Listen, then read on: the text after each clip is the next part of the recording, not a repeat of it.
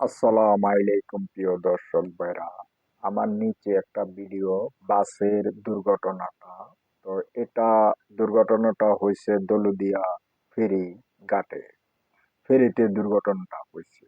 বাসটা যখন একটা যাত্রীবাহী বাস যখন ফেরিতে উঠতেছিল তখন ড্রাইভার ভাই অনেক জোরেতে গাড়িটারে উঠাইছে ফেরিতে, কিন্তু উনি কন্ট্রোল না করতে পাইরা সেই গাড়িটা নদীতে চলে গেছে। তা আপনারা ভিডিওটার ভিতরে দেখতাছেন বাসটা নদীতে যখন চলে যায় অনেক যাত্রীরা, 10-12 জন যাত্রী বাড়িছে, যেভাবে জানালার সাইড দিয়া যারা বইছে তারা বাড়িছে, আর বাদ বাকি যাত্রী কিন্তু বাড়িতে পারে নাই। তো বিষয়টা হলো, যখন একটা ড্রাইভার যদি নেশা খায় সেই গাড়িতে আপনারা চলবেন না। মেইন কথা হলো এটা, যে একটা ড্রাইভার যদি গাঞ্জা সেবন করে, গাঞ্জা খায়, আর যদি সে মদ খায় সেই গাড়িতে আপনারা চলাচল করবেন না।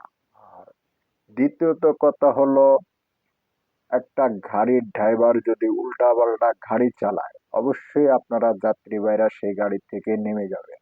সাথে সাথে গাড়িটারে রাস্তার সাইড করে আপনারা ওই গাড়িকে ত্যাগ করে নেমে যাবেন।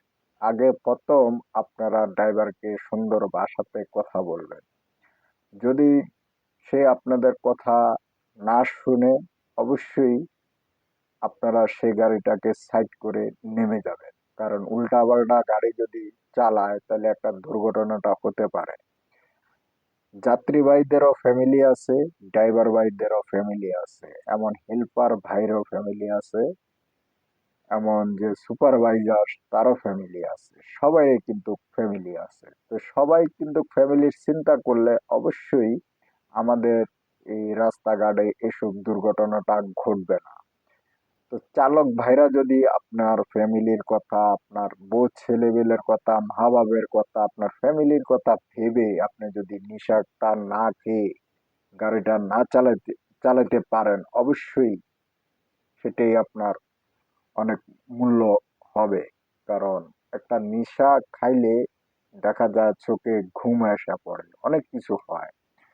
তো আমার যে ভিডিওটা আমি দেখলাম, যে ফেরিতে যে স্পিড দিয়ে যে ড্রাইভারটা গাড়িটা উঠাইছে, এত জোরে স্পিডটা দেওয়াটাও না ঠিক হয় নাই। কারণ ঠিক হয় নাই, গাড়িতে ব্রেকও কিন্তু ফেল হয় নাই।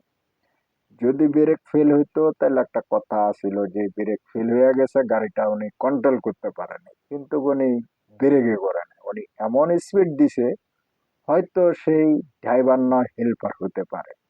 যেটাই হোক, করলে দেখা যাচ্ছে আমরা যারা গাড়ি চালাই, দেখা যাচ্ছে আমার হেল্পার আছে, আমি দৌলতদিয়া ঘাটে ফেরিতে অনেকক্ষণ বসে রয়েছি, দেখা যায় আমি একটা সিগারেট খেতে গেছি, পান খেতে গেছি, আমি হেল্পারের অর্ডার দিলাম যে গাড়িটা ফেরিতে লোড করো, এরকমও হতে পারে। কিন্তু আসলে যারা সিনিয়র ভাইরা, ড্রাইভার ভাই যারা সিনিয়র আছে, যেই আপনার সার্কিট যদি কাঁচা হয় তাহলে সেই সার্কিটে দিয়ে আপনি এই সমস্ত রিস্কটা নেওয়াটা ঠিক না। কারণ সবারই জীবন আছে, সব যাত্রীরও পরিবার আছে, জীবনের অনেক মূল্য আছে। তো ওরকম ড্রাইভার ভাইরা, সিনিয়র ভাইরা চিন্তা ধারণা করবেন, আপনার হেল্পার যদি কাঁচা হয় তাহলে দেখা যাচ্ছে আপনি গ্যারেজে নিয়ে পার্কিং পুর্কিংয়ে দিতে পারেন হেল্পার।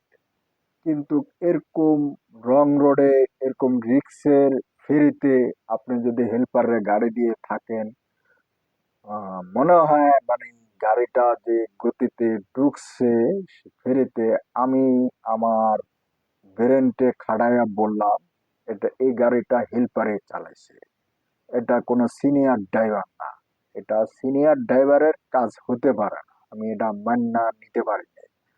তো এটা হলো, যে কোনো আহ, আমার সিনিয়র ভাই আছে, উনি ঘটনাটা বলতে পারবে। হয়তো উনি সিগারেট খেতে গেছে, যেই হইতে খেতে গেছে, ফেরিটির জন্য অনেক বাস, অনেক গাড়িওয়ালারা কিন্তু অপেক্ষা করে ফেরিটা ঘাটে আসার জন্য।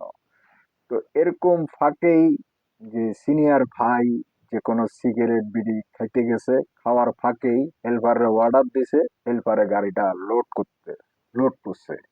কিন্তু যে গতিতে লোড করছে সে গতিতে গাড়ি যদি গতি কমায় কি ব্রেকে কমায়, তাইলে সিনিয়র ভাই যদি হতো গাড়ি ব্রেক করলে কিন্তু নদীতে গাড়িটা পড়ার কোনো কথা না। উনি যেভাবে গাড়িটা ফালাইছে এটা হলো মানে সিনিয়র না, উনি হলো হেল্পার। উনি হেল্পার, ওনার গাড়ির সম্বন্ধে এত বেশি আইডিয়া নাই। হয়তো টুকিটাকি ওনার ওস্তাদে ওনার দিছে গ্যারেজে পার্কিং টুর্কিং করার লাইগা, এরকম শিক্ষক হইতে পারে কিন্তু পুরাপুরি শিক্ষক না।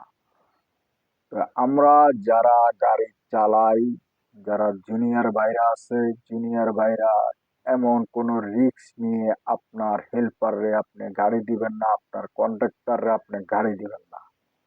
গাড়ি দিবেন কখন? যখন আপনার নিরাপত্তা স্থানে গেছেন তখন আপনি আপনার হেল্পারে গাড়ি শিখান, এমন আপনার কন্ডাক্টরে আপনি গাড়ি শিখান।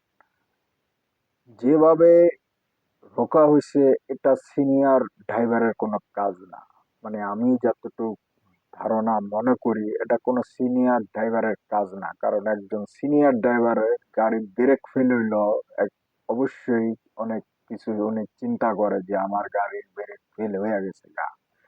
তাইলে একজন সিনিয়র ড্রাইভার হইলে সে ব্রেক ফেলের গাড়িও রখানোর ক্যাপাসিটি সেই ড্রাইভারের থাকে, অবশ্যই থাকে। কিন্তু যারা হেল্পার ওনাদের আইডিয়া থাকে না যে একটা গাড়ি ব্রেক ফেল হয়ে গেলে কিভাবে সেই গাড়িটা ব্রেক করতে হবে। অনেক ড্রাইভারের যারা নতুন শিক্ষক তাদের আইডিয়াটা থাকে না, সিনিয়র ভাইদের আইডিয়াটা থাকে। তা আশা করি বাসের যে ক্যাপাসিটি সিট গুলা, সেই সিট গুলো হলো আপনার 45 সিট। 45 সিটে ছাড়া 50 সিট কখনো বাসা হয় না, 45 সিট হয়। তো এই 45 সিট যদি বুকিং হয়ে যায়, আপনার বনাট যদি বুকিং হয়ে যায়, 45টা সিট যদি বুকিং হয়ে যায়, তো যাত্রী ভাইদেরকে বলছি ওই বাসে আপনারা উঠবেন না। হয়তো আমি 300 টাকা দিয়ে আসছি, না 400 টাকা দিয়ে আসছি, না 500 টাকা দিয়ে আসছি, কিন্তু আপনাকে দাঁড়ায় নিছে আপনার থেকে 250 টাকা না 300 টাকা ভাড়া নিচ্ছে। কিন্তু আপনি 300 টাকা 200 টাকা বাঁচবো দেখে আপনি ওই লালুসে ওই বাসে উঠবেন না। কারণ কেন উঠবেন না? আপনি উঠবেন না যে এই যে 45 সিটের গাড়ি, আমি দাঁড়ায় যাচ্ছি, সে বনাডে লোক নিছে, সিট নাই, সিট ক্যাপাসিটি নাই। তাইলে এই যে যে চিপা গল্লিটা থাকে সেই চিপা গল্লিতে দুইজন করে খাড়াইলে পুরা বাসে যদি 10-12 জন লোক নেয় তাহলে সিটের লোকগুলা ওঠার কোনো ক্যাপাসিটি নাই। এমন একটা বাস যদি দুর্ঘটনা হয় তখন ওই যাত্রীরা ওই বাসের থেকে বার হইতে পারে না। কারণ কিভাবে বার হইবে? মাঝখানে প্যাসেঞ্জার, সিটে প্যাসেঞ্জার, বনাডে প্যাসেঞ্জার, তখন এখানে বাড়ানোর কোনো জায়গাই থাকে না। তো সেই জায়গা আদা পরিমাণও থাকে না। তখন একটা যাত্রী নিরুপায় হয়ে একটি মানুষের গায়ে আরেকটি মানুষ পড়লে তখন সঙ্গে সঙ্গে সে মানুষটা মারা যায়। তো ওই ভাইরা আপনারা 200 টাকা বাঁচাতে যেয়ে আপনার জীবনটাকে ঝুঁকিতে ফালাইবেন না। কারণ আপনি আধা ঘন্টা পরে আসেন, 10 মিনিট পরে আসেন, 15 মিনিট পরে আসেন, আপনি নিরাপত্তা ভাবে আসেন। বাসের ড্রাইভার কোন, বাসের হেল্পার কোন, বাসের কন্ডাক্টর কোন, বাস মালিক কোন, আপনাকে কোনো বিনা ভাড়া আনবে না, আপনাকে ভাড়া দিতেই হবে। তাইলে বিনা ভাড়া কখনো আপনাকে ঢাকা শহর নিয়ে আসবে না। আপনি 300 টাকা হলেও দিতে হবে, 200 টাকা হলেও দিতে হবে। আমি 500 টাকা সিট ভাড়া লইছি, না 300 সাড়ে 300 টাকা সিট ভাড়া লইছে, তাহলে আপনি 200-250 টাকা দিয়ে আইসা আমার জীবনটাও আপনি বিপদে ফেলাইলেন, আপনার জীবনটাও বিপদে পড়লো। তাহলে এই যে রাস্তা দুর্ঘটনাটা ঘটে, তাহলে বাঁচার মতন কোনো রাস্তা প্যাসেঞ্জারদের থাকে না। তো ওরকম বাসে আপনারা উঠবেন না। 10-5 মিনিট পরে আসেন। খোদা হাফেজ।